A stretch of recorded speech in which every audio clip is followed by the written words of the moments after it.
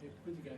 Stacey, obviously a tough night there. They showed a great deal of resolve there. You never quite seem to have the same amount of fluency that perhaps you had in the first match there. What did you kind of put the issues down to today?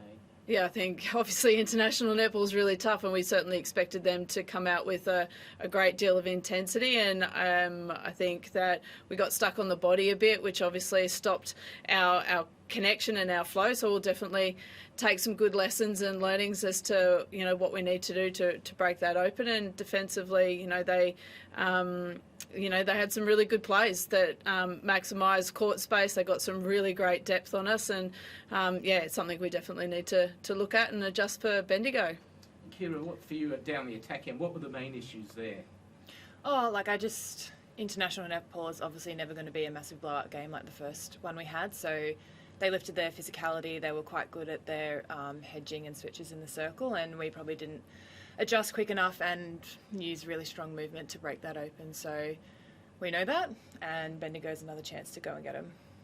And Kiera, the score was much more back and forth than last week, and I guess when you kind of have that situation, every play is just so important. Do you kind of take a bit, or do you take much out of that?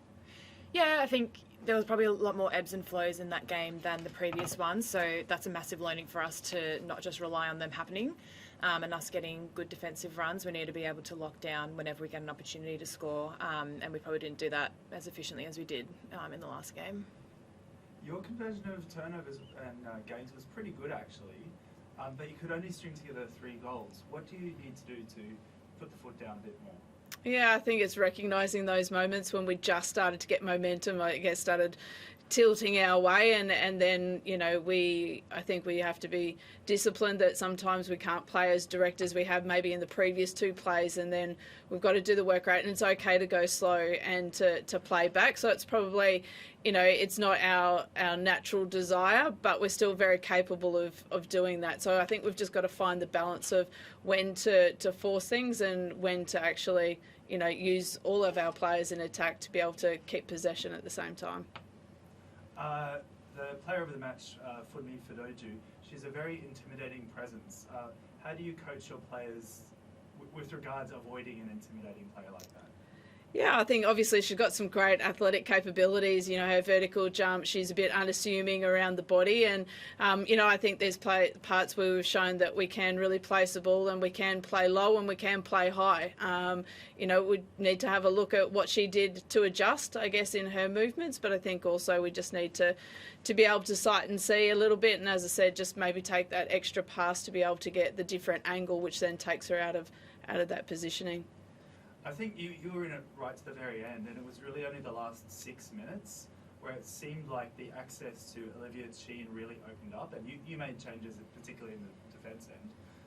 Why do you think that access to the shooter opened up so much?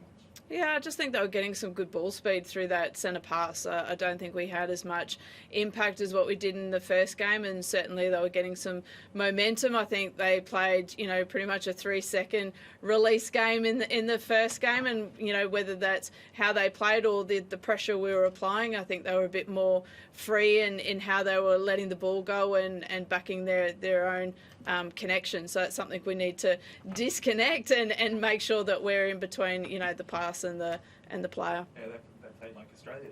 Yeah.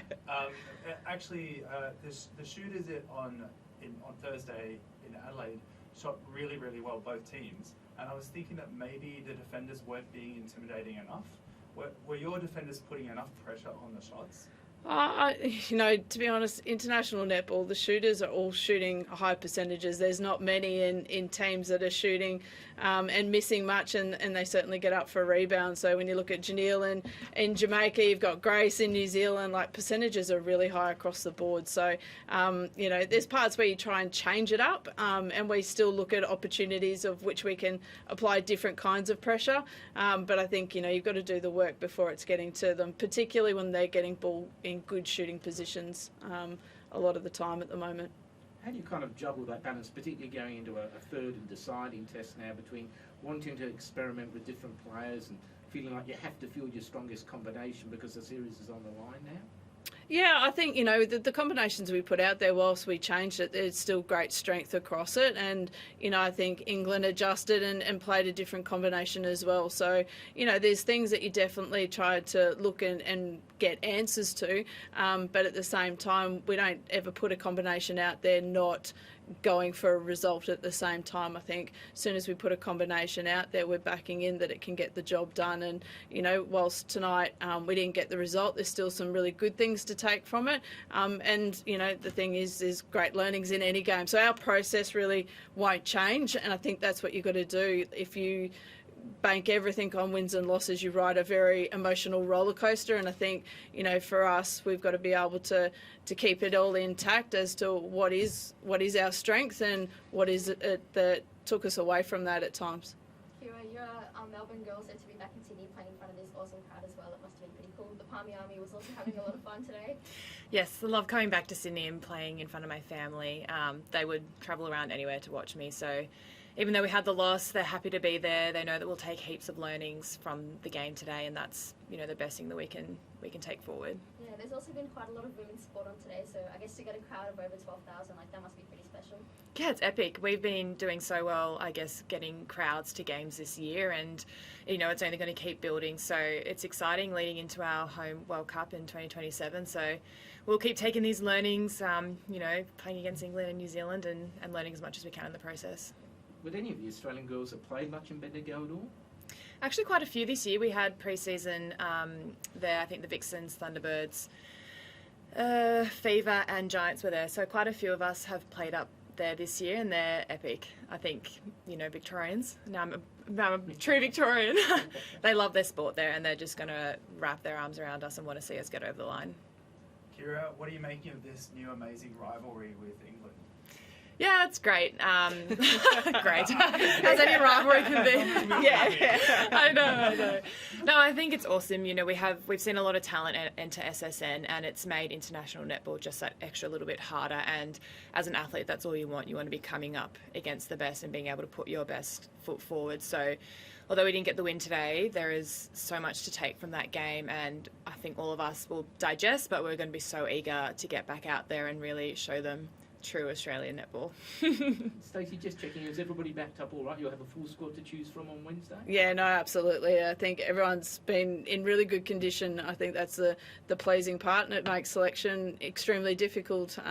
Players in our rotation tonight weren't out because of poor performance, so we're just doing different combinations at different times. So yeah, it's they're competing hard in the training environment, and everyone's putting their hand up. Thank you. Thank you.